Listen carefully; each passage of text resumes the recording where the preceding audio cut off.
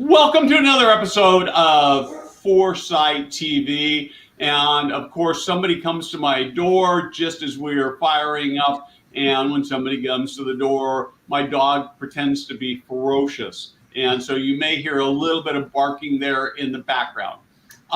This is one of the craziest, coolest, most wonderful Foresight TV episodes I maybe have ever done. We are going to talk about a really amazing free resource.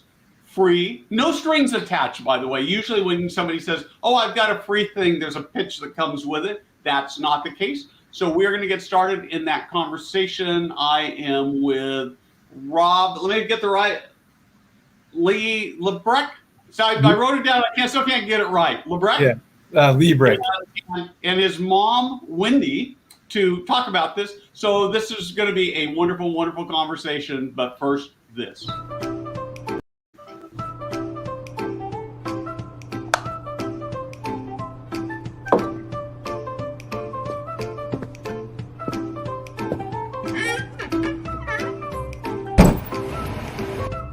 Hey guys, Steve Moran here.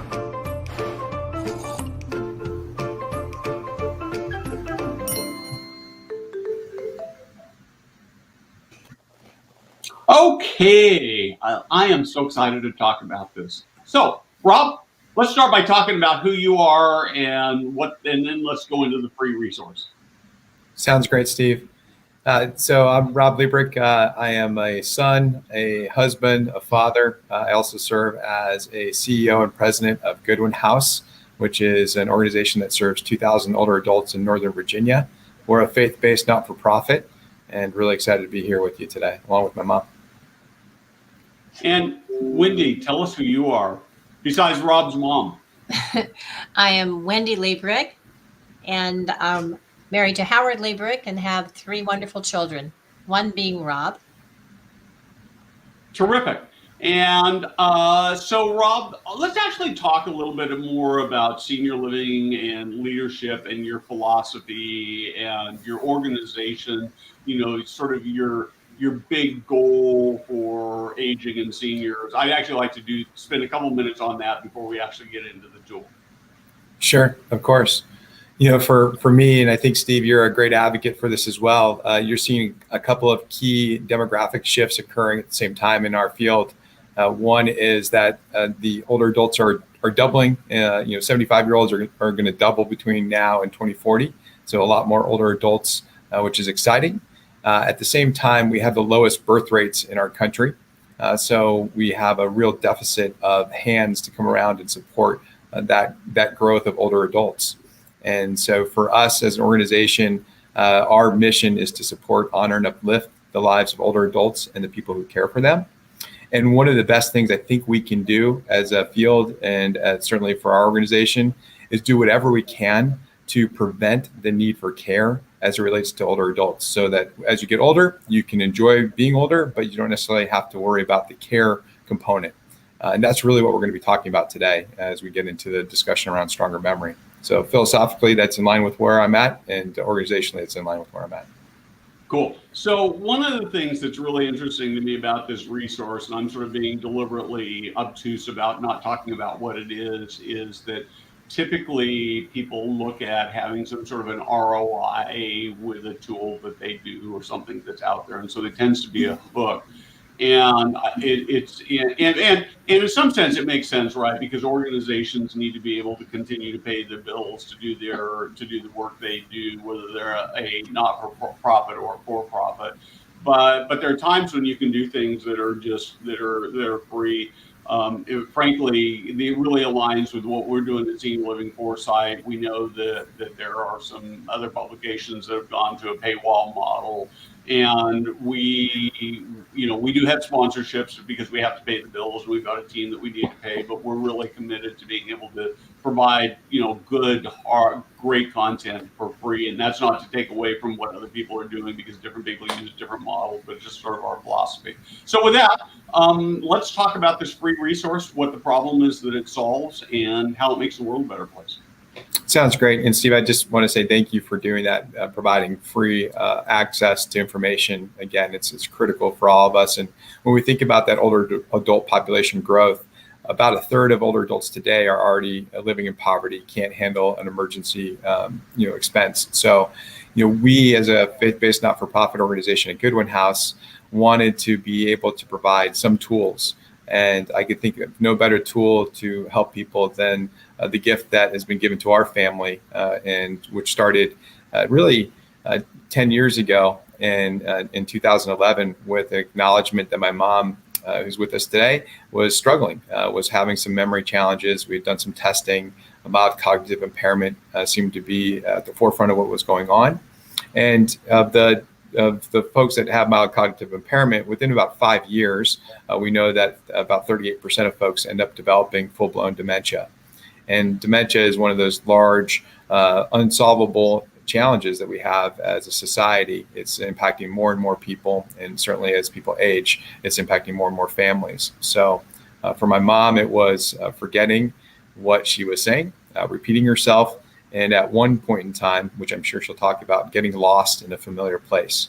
So those are all really. I'd like to stop you there, Wendy. Are you okay with talking a little bit about what it was like and what it felt like, and your, particularly I'm interested in the emotional reaction to it when you started realizing that there was something going on. Well, what I did realize was that my math skills were disappearing. I couldn't multiply, just simple multiplication, adding, subtracting. I was doing it under the table.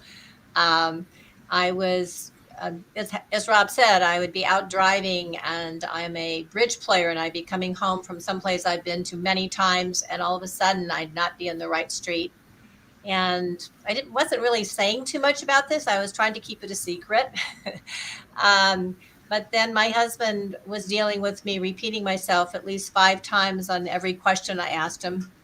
And I think it was driving him a little crazy. And so he spoke to Rob about it. Rob then kind of jumped on the bandwagon here and gave me a cognitive test to see where I was.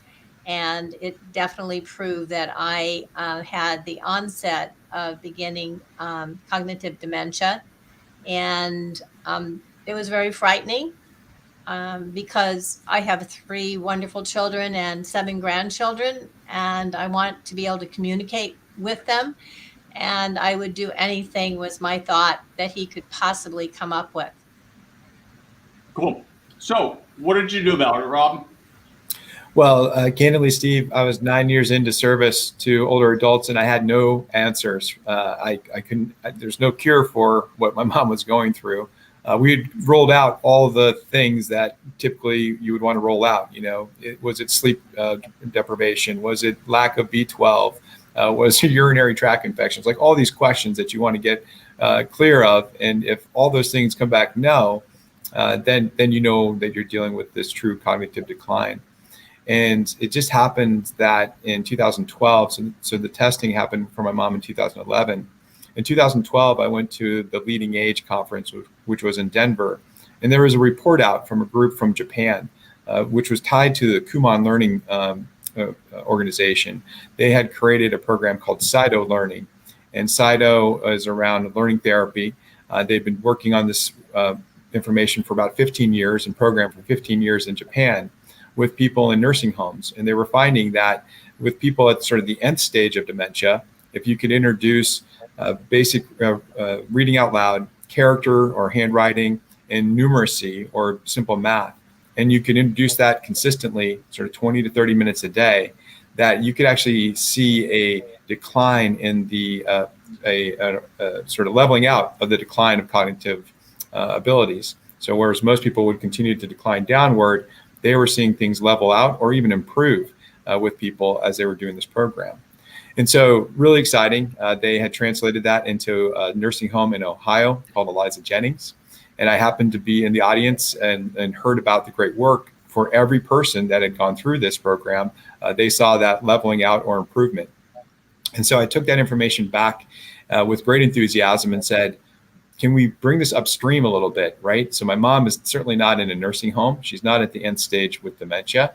But what if we could use the same components and try to push off the symptoms longer. And I think that's where the real win came in. So we talked as a family. I said, Mom, I don't have a math curriculum for you, but Kumon Learning is a good program. What if we signed you up with some first and second graders, had you in a room with them doing math consistently? You certainly can find information to read out loud consistently, and then journal. And let's try it out for a month. And if it does anything, great, we'll stay with it. And if not, no harm, no foul. Just a little bit of an effort and to go to the class. And so what was it like being in with a bunch of little kids? Well, I think I was so desperate and scared that I would do anything. And so we asked the director, would you take a senior? And she'd never done it before, but she said yes. And in 1 month, using the suggestions from Rob to do reading out loud, I kept a diary, which I hadn't done in a long time, and I learned to do simple math again. And in 1 month, I was actually starting to turn around already. I did it every day, and I'm still doing it every day. So you're actually, Rob, you've talked about this as being sort of stopping the decline, but it sounds like you've actually seen some significant and measurable improvement. Yeah, certainly for my mom, it was instant, in essence, instantaneous. After a month, the repetition was gone. The forgetfulness of what she was talking about was gone. And I don't think she's gotten lost all that often since then, other than our normal navigation challenges that we have sometimes as the Liebreich family. But ultimately, it's stayed consistent, and it's been a real gift. And so I think for us, the conversations have been, okay, what are you going to do with that gift? Are you going to hold on to it? Like, certainly for my mom, it's been beneficial. Or do you want to, do something to get the word out and expand it? And that's really what we've been able to do over the last 2 years, is create a program that everyone has access to, anyone can use. And that's what we started to build with Stronger Memory. We took my mom's experience and got a group of residents at Goodwin House Alexandria, Goodwin House Bailey's Crossroads. We have about 950 residents between the two communities. And they started to do the program. We created a full curriculum for them. And so that was awesome. And then we have a whole program for folks that are just living in the general community called Goodwin House at Home. It's a continuing care service, but you don't have to move into a community. So we had about 50 folks in total doing a pilot program. And we started to see the same things, pre and post testing, and just anecdotally, people were improving with their focus. Things were going well when they started to do 20 to 30 minutes of this work a day. And that's what's been really exciting. Now we have research going on with it with George Mason University, and we've been able to keep growing the number of people that are participating in this program throughout the country. So how many people do you have doing it right now? So it's over 1,000 individuals have been impacted by it already. I know, but for Goodwin House in particular, we've had over 100 individuals enrolled in the program. And just the other day, I had a colleague talk about a gentleman, a renowned doctor, who was not doing very well. He was starting to have some challenges cognitively, and this individual hadn't seen him for a few months. And he said, "Gosh, he was really slipping, but now he's really good. Like, what happened?" And he had no clue. My colleague had no clue that he had just completed a Stronger Memory course over the course of the 16 weeks. So that was really encouraging. And we're seeing the same thing with, again and again, stories of people being able to recall their neighbors' names, the dogs' names that they've never been able to recall. I know my mom has a group of folks that she gets together with every week. But there's about 1,000 folks that we know of that have been impacted by the Stronger Memory program. But Steve, what's really exciting about this is it's accessible to everyone. And so there's other people that are just picking this up. We had a lady talk to us and say, you know what, as soon as you launch the curriculum, which is at goodwinhouse.org, Stronger Memory Stronger Memory, we put it up in June of 2020. And one lady said, yeah, I picked it up right away and I started using with my residents. We had no clue that she started using with her residents, with people with traumatic brain injury, and she was finding really good success with that rollout. So we know that a lot of people are being impacted, but we can track over 1,000 directly. Cool. Okay, so I'm gonna break my typical logic that I use, but I know there are people who are already saying, how do I find this? So circle back about what it looks like and how it works. But let's just start by talking about where people can find it. And after we're done here, we will make sure the links are there so you can find it easily. Because we know a lot of people will look at this after it's live. So, but where do we find it? Just for the people who are watching now, so they don't have to go hunting. They know they can get access to it. Yeah. So goodwinhouse.org /stronger-memory is one way to do it. You can go into Google and just type in stronger memory, and it will come up in the first page for sure. So those are probably the two simplest ways to find the material. And then a full curriculum that folks can download from there. And it's a PDF or something like that. That's correct. Okay. So let's talk a little bit about what it is, what it looks like, how it gets implemented. Is it just a one-on-one thing? Is it self-directed? Is it a group activity? And what are the activities? Yeah, great question, and a lot of different answers to that question. One of our residents I was talking to, she said, Rob, I'm not going to do your program at all.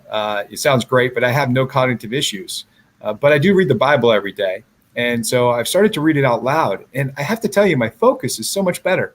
So when you ask about self-directed or groups or otherwise, I think our hope is that everyone will take a page and start doing something related to reading out loud, handwriting, or simple math done quickly. Done consistently, 20 to 30 minutes a day, it really does seem to support people's focus and ability to perform better cognitively. For us, what we've done is set up some way for people to check in. So why Kumon early on was important is because my mom had to go somewhere to check in and get the math sheets. For us, we've created weekly check-ins with our resident base. And so we have a virtual program given the pandemic where people come together. Initially, when we started the pilots, it was people physically coming together, but today it's virtual. And so folks are able to come together in groups, typically of 8 to 12. Sometimes we've had upwards of 20. Oftentimes there's a facilitator that will provide support for folks and just say, welcome in, host the event, so to speak, talk through what's going on. We've also ended up rolling that out with the village concept, village to village network. So we have 18 of those chapters throughout the country right now using this program as well. So we're finding a lot of different ways to do it. We think it's going to be in senior communities, senior centers throughout different states. We're having conversations right now about rolling that out in various states with their senior centers to have this as part of the curriculum that they provide. We think that for private duty home care providers, this is a real win because you already have set time that you're spending with someone. So now you can add in 20 minutes a day to be more intentional with the curriculum. So all these parts are coming together.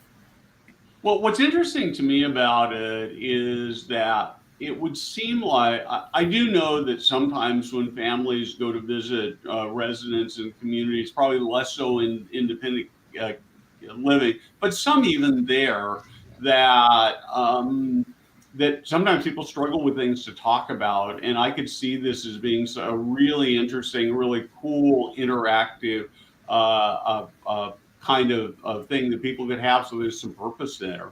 Last week also I did for Foresight TV, I had two people on who have started organizations to connect younger people with older people in and out of senior living, but primarily in senior living. And to me, this could seem like it could be a good common focus. So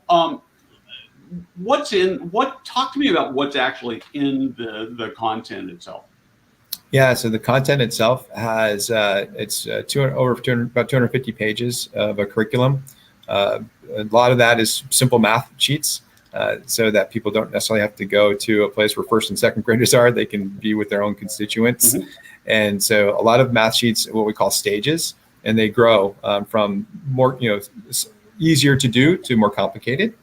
And then one of the things, and I know my mom and I disagree on this, but one of the things with those math sheets is that there's no answer key, because the research, which was started by Dr. Kawashima in Japan, indicated that it wasn't important to get the math right. It was just more important to do the math. So my mom likes to make sure she gets it right, which I appreciate about her too. And beyond the math sheets, there are writing prompts, because we found that people were struggling to figure out what to write about. Some people, like my mom, do a great job with journaling. Others need something to drive them to a topic or a conversation. And we found an ancillary benefit from this program, which is couples that have been together for 40, 50, 60 years doing the program and saying, wow, we're having deep conversations that we haven't had in decades based on the writing prompts. And so, we're bringing back people socially to have those discussions. And I think that's one of the great gifts of the program. Can you talk about what some of the writing prompts are? Give me maybe one or two. Yeah, Mom, do you want to share some of the writing prompts or? Sure. It could be, what is your, in your adult life, what's the best gift you received? Might be one. Others are about your childhood. There'll be recollections, snippets of them. And also, one of the great things that happened from this was that people started writing about their history of from birth on forward. And they just do snippets because it's just about a paragraph. That's all you're writing. And then they send them on to their children and their grandchildren, and how wonderful to be able to share those kind of things. So it's really initiated some wonderful conversation. So could you do this verbally, or does it have to be written? You certainly could answer things verbally. So one of the benefits is when you do handwriting in particular seems to activate the part of the brain that seems to be consistent with the work that we're trying to do. And so does reading out loud. So you certainly can read out loud. You can read out loud the math problems for those that have sight issues. If someone's reading the problems to someone and they're working through them, we've seen folks do that effectively. So there's a lot of variations to this, making people comfortable with the curriculum. This is so cool. So what happens when you get all the way through the curriculum? I mean, when you've been doing this for what, a dozen years now? So do you come to an end and then start over? Are you creating more content, or what happens? Well, I think that since I've gotten involved with Stronger Memory, it just keeps on growing. So some of the really wonderful benefits are this meeting once a week, and we become good friends and we support each other. And so I now have a reading partner, and every morning at 8:30, we read for 15 minutes. And we would say that's the best part of our day often. And we're reading out loud because it's really hard to read out loud. Just try it. You read, all of a sudden you're reading out loud and then you're silent. And then I think the main thing with this is focus. That's what we're really learning. And once we start to focus on the math, cursive writing is what we're trying to do, because those are the things we learned when we were little kids, or even in the womb, we were hearing these kind of things. And now that's what we've lost. And so we're trying to bring that back. And I think it's really special. People are sending postcards to their family they've never written before, thank you notes. So it's really encouraging during a time of COVID, some really wonderful, warm, loving experiences that we are growing and feeling so much better. And we're not afraid. That's the other thing. It's taught us it's okay to say we have these issues and there's something we can do about it. And because it doesn't cost us anything, there's no drugs. It's really wonderful, and it works. Yeah, I would also just add, Steve, on that, my mom probably has done the same math sheets many, many a time, over the 9 years that she's been doing her work. And for our residents that did the pilot program, we had some that were very quick to get through the curriculum math program part. And then they would go back and do it again. And they would see the improvement in time, to get through a sheet. And that's perfect. That's exactly what we want to do, is have people reutilize the material and do it again. There's no problem to do that. Have you taken a look at, particularly with and I guess it could apply to either the writing prompts or the math, but have you looked at doing it online, and whether or not it has the same impact? Have you researched that at all? We've had conversations about it. One of the things we think is really important is for this to be not online, for this to be something that physically you have to do day in and day out. So the reading out loud, certainly, people can have prompts from online books, et cetera, or, Kindle to read out loud. That's totally fine. Mm-hmm. In terms of the handwriting, if you're online, you're probably typing, and that doesn't have the same impact on the brain as handwriting does.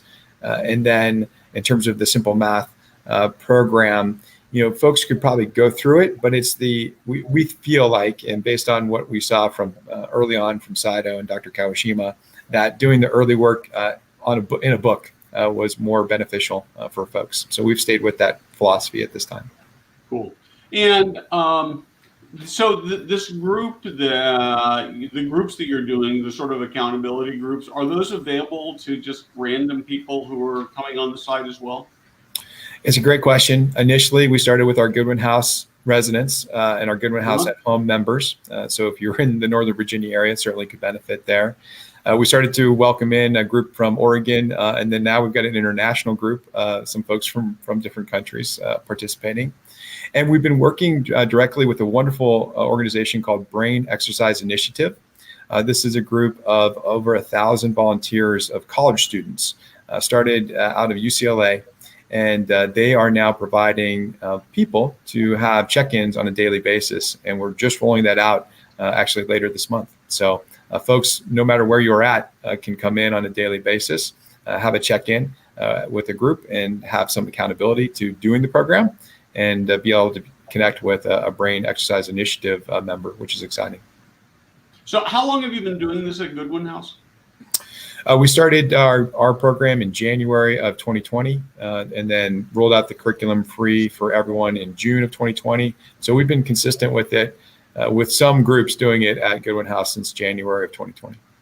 Okay. So I've got a question I'm going to ask, and I'm almost hesitant to ask it because it feels like it's going to sound a little, I don't know, sleazy or money oriented or something like that. But you probably don't have enough time on this yet to have any kind of sense whether it has an impact on length of stay and or harder to measure, but sort of the demands on staffing versus levels of independence, I guess would be probably the best way to put it. Yeah, it's a great question. And certainly from our vantage point, as we're talking with state governments right now about rolling out this curriculum holistically to full states, it's around the idea that you can delay the need for care. And so, I truly believe, for my mom, she most likely would have been on a declining path given what was happening had we not introduced this. And so 9 years later, for an investment of 20 to 30 minutes a day, we've been able to stave off 24-hour care. And so certainly that's advantageous. We believe that is the same case for others. And we haven't had enough time, as you said, Steve, to really proof that out. But certainly folks, if we can keep their brains active and engaged longer and keep the symptoms of dementia or decline further out, then other things can take place in life. And we don't have to put care around that component. So we absolutely believe that for sure. Right. So Abby Ritchie asked this question, and I've got sort of one more logistical question. Can you clarify about this UCLA? Let's say, I have a loved one who lives near UCLA. Can they use it, or is it global, or how does that work? Yeah, so it's going to be available for anyone and everyone. Today, the curriculum is available to anyone and everyone. The UCLA group is a group of students that started up just a couple of years ago. And again, there's over 1,000 volunteers now with over 80 different colleges and universities through the Brain Exercise Initiative. And so they are actively going into community settings, and they are doing this curriculum 5 days a week. So in some cases with residents and independent living, assisted living, memory care. In terms of expanding it out to anyone and everyone, that's what we're introducing over the next 10 days, actually, is the ability for folks to come on. And so if they want to do that, the best way to get involved is to contact us at strongermemory at goodwinhouse.org. And we would are there other senior living communities that have sort of adopted this in kind of a wholesale way? And what is that? Maybe you can just walk us through what that looks like, since that's primarily our audience for Foresight TV. Yeah, a number of providers. So what's been fascinating from my vantage point is other people were in the room with me in 2012. And so other people heard what I heard, and they've started up their own programs. And it's all, just different pockets all over the country without necessarily coordinating. And in fact, we found this Brain Exercise Initiative group because of the work I had done with Aegis Living, which is what allowed us to create a curriculum a few years back. And so now the Aegis on Madison team, which is where we started some of the curriculum work for assisted living memory care residents, they're now using the Brain Exercise Initiative curriculum. And now Brain Exercise Initiative group is using Stronger Memory curriculum for those with more cognitive decline. So we're all starting to come together and make it easier and easier for folks to find this accessible path. But candidly, if anyone has something to read out loud, you can get started on it tomorrow. You don't need our curriculum to do it, but we would encourage you for sure. Yeah. Well, what really sort of gets my creative juices, my excitement going is that there's so many things you could do. You could fold this into your life enrichment program. I know that attendance in life enrichment is so is a hard thing for life enrichment directors to get people engaged. And it's interesting. Again, last week I talked to two people who were doing some connecting, mentoring kinds of things with younger people in the community. And one of the things they told me that really was exciting to me and a little bit depressing is that in the communities they've rolled this out, that something like 70-80% of the residents want to get involved in these programs. And imagine that you had 70-80% participation in your life enrichment activities, right? That would just be mind blowing. Nobody has that. Everybody struggles with that. So to me, this becomes that kind of thing. And the other thing I find really intriguing about it is that if I'm a marketing director and I've got somebody who's, early, memory struggling, to be able to provide this, to use your tools and then create some groups to support becomes just an amazing way to really serve the community and build those relationships. So absolutely. We have a full facilitator's guide for free to anyone who wants to go down this path and journey and start their own groups. We really want to encourage that. Again, strongermemory@goodwinhouse.org. We'll be happy to email that out to folks. Cool. And are we going to wake up one day and find that you're starting to charge for it? No. The generosity that's been given to the Goodwin House Foundation allowed us to start this. We're certainly hopeful that more people will give to the Goodwin House Foundation over time to allow it to continue to grow and impact more and more lives. But we certainly have no intention to charge for this program. This is so cool. This would be so transformative for communities who are really struggling with, and really every community is struggling with residents who have some level of cognitive impairment. And just imagine you could go into those residents or all your residents. Now you've got a thing to bring people together. You've got things that are going to make them more independent, which means less demand on staff.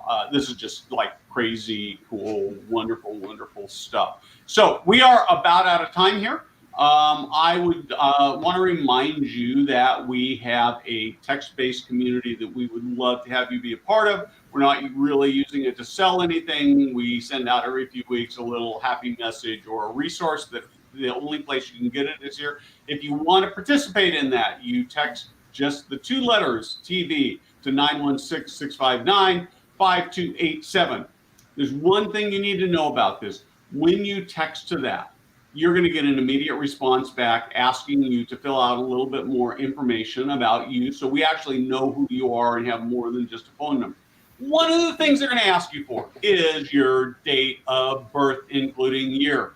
We know lots of you don't want to do that. It's okay to lie.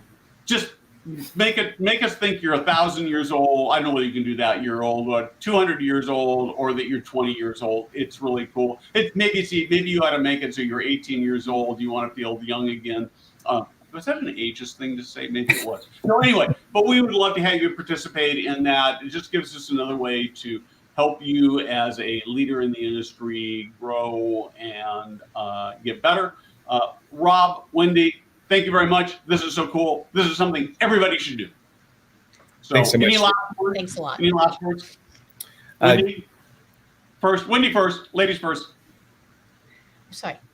Last words, Mom. Any last words of advice? Well, I'm here today, 10 years later, and I play bridge better than I've ever played it before. I'm not losing my phone. I think that everybody that is in their 60s on up should get on board. If you've got family members who've had any of these problems. It's been proven in studies that if you follow this program, as opposed to going online and playing games or just reading a book or doing serious math, all these things that are simple sounding actually work and produce so many more brain cells that we're really looking to recreate. And thank you so much for having us on. You bet. Rob, any last words? I love you, Mom. And thanks, Steve. And get started, folks. Yeah. Well, it's interesting. I was just thinking as we were going through this, that we have a family friend who is really struggling with her memory, and it's, you know, I wish I, even if you, since I've known about this for a few weeks ago, I'm feeling sort of dumb that I didn't download it then. But as soon as we get off, I'm going to download it and send it off to my wife so she can put this in her hands, because it could be a powerful thing for her. So. Anyway, thank you very much. For those of you who are in the audience, this I guess mostly applies to the people who are watching live. Have a great weekend. For those of you who participated in the conversation discussion, really appreciate the comments. It makes what we're doing much richer. And we will be back next week with something really cool. And again, Rob, Wendy, thank you very much. Thanks again.